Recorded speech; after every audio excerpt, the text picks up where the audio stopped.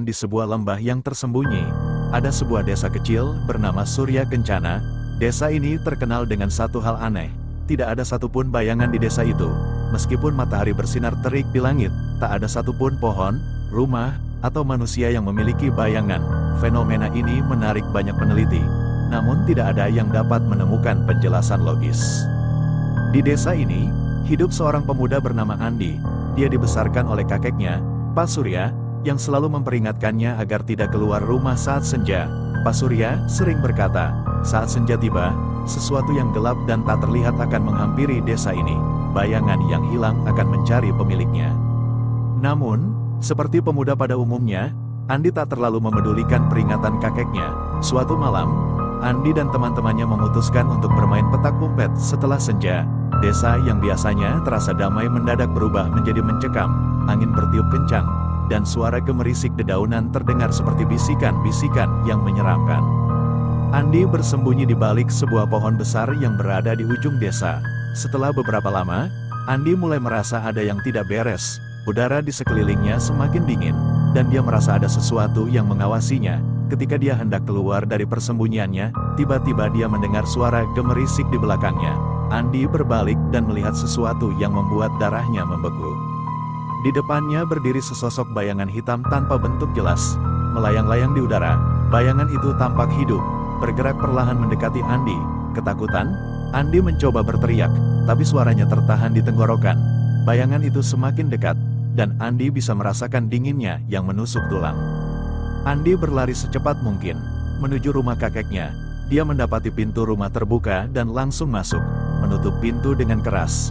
Nafasnya tersengal-sengal, dan wajahnya pucat pasi.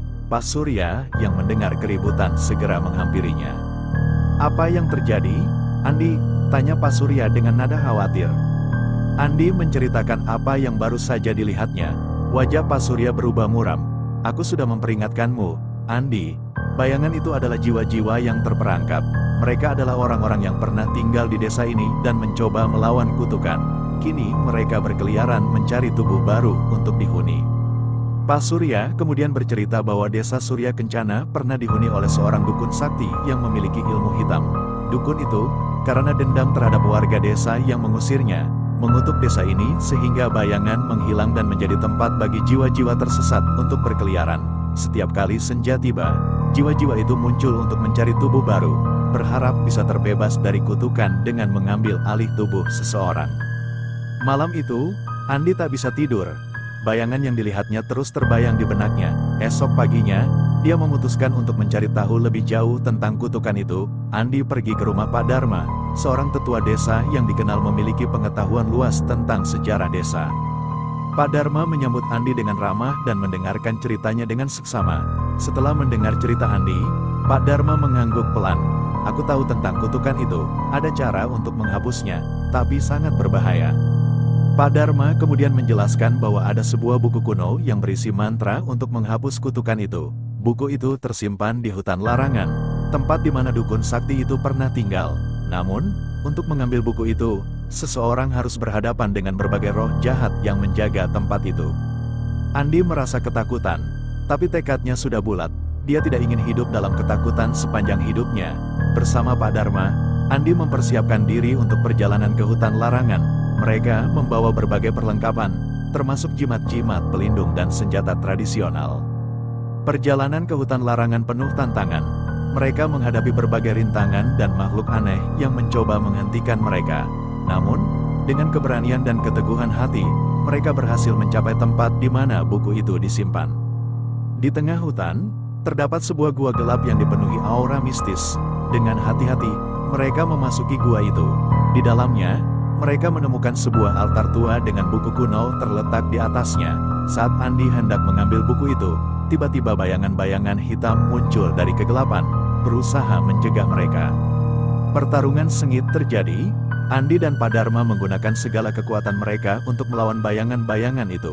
Pada saat yang genting, Andi berhasil meraih buku kuno dan membacakan mantranya dengan lantang. Cahaya terang menyelimuti gua, dan bayangan-bayangan itu berteriak kesakitan sebelum akhirnya menghilang. Kutukan itu akhirnya terpecahkan. Saat Andi dan Pak Dharma keluar dari gua, mereka melihat sinar matahari yang menyinari desa Surya Kencana. dan bayangan kembali terlihat di mana-mana. Warga desa menyambut mereka dengan sorak-sorai kegembiraan. Desa Surya Kencana kembali normal, dan kehidupan pun berjalan seperti biasa. Namun, Andi tak akan pernah melupakan pengalaman mengerikan itu. Dia belajar untuk lebih menghargai peringatan orang tua dan memahami betapa berharganya keberanian dan keteguhan hati dalam menghadapi kegelapan. Meski kutukan telah terpecahkan, legenda desa tanpa bayangan tetap hidup, menjadi pengingat akan masa kelam yang pernah melanda desa Surya Kencana. Dan di tengah malam yang sunyi, beberapa warga masih merasa, di sudut-sudut gelap desa, bayangan-bayangan itu masih mengintai, mencari kesempatan untuk kembali.